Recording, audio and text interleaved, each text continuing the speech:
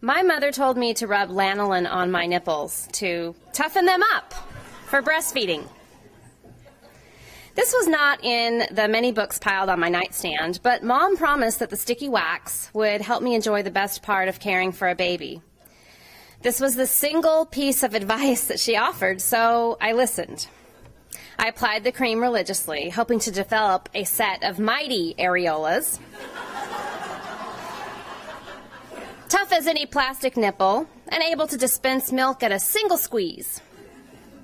Breast prep was just one of the many tasks on my path to motherhood. To-dos included coordinating baby outfits, decorating the nursery, and creating a Gantt chart for getting my newborn into his crib before the end of my maternity leave.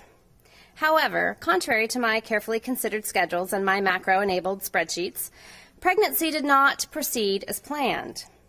A month before my due date, I was put on bed rest. I have since learned that some people don't actually rest in a bed during this time, but I was new. An hour after the doctor said bed rest, I was horizontal. Luckily, I remembered I had crafty genes.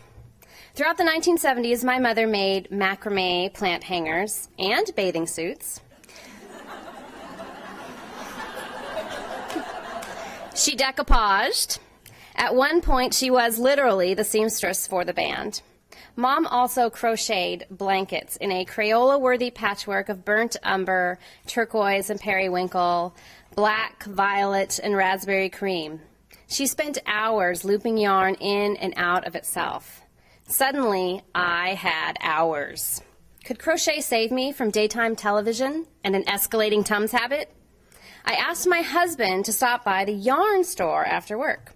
He came home with a pearlescent green hook, 3 skeins of light blue Red Heart soft baby yarn, and a slim volume covered with pictures of sweaters and booties.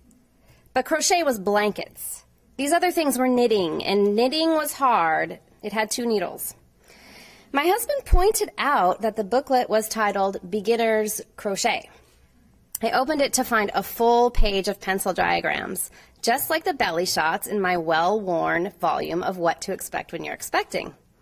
In addition to the chain and the V-stitches I recognized, there were dozens of other ways to manipulate yarn.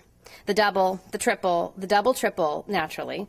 And beyond that, a whole world of puffs, clusters, baubles, and popcorn stitches.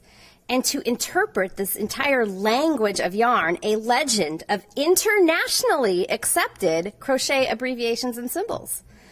I called my mother immediately. I thought you knew how to crochet. All the blankets my mother had made, the ones she still had in her bedroom and her living room and sometimes the kitchen, looked the same. Nubby little fans formed into squares and patched together to make larger squares. That's it. No puffs, no baubles, certainly no popcorn clusters. Oh, yes, Mom said. I used to crochet a lot. No, Mom, you didn't. You did 1 stitch. It's called a granny stitch. There are like 37 others.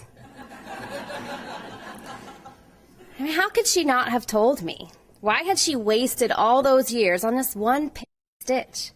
Why had she fully examined the fine art of crochet and taught me its intricacies? This is so like my mother. Like how she didn't teach me that rice doesn't always come with a roni.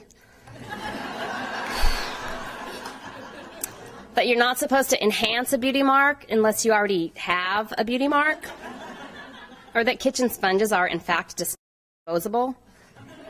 Even now, after having 2 babies of her own, the sum total of her advice was rub yourself with lanolin. Mom, there are instructions and patterns, and you can make stuff. Sweaters even, with sleeves. And by the way, it's not a blanket, it's called an afghan. Why didn't you tell me? She was quiet for a moment before she answered. I didn't know. She didn't know.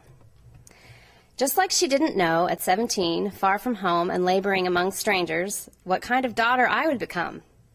Ambitious, fiercely independent, a bit of a know-it-all, and before all that, colicky. Most of the stitches in my newfound universe of crochet were simply variations on what I now knew to be the basic half double.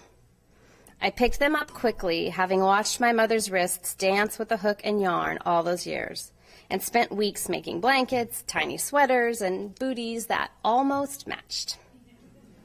All the while, I tortured myself with lanolin, which did not actually toughen my nipples so much as prepared me to endure the agonizing horror that was breastfeeding for those first 2 weeks. But I am grateful I listened, because my mother was right. Breastfeeding got easier, and then it got wonderful. Soon my son and I were nursing blissfully day and night under the softest blue blanket made from an abundance of stitches my mother gave me, even though she never knew they existed.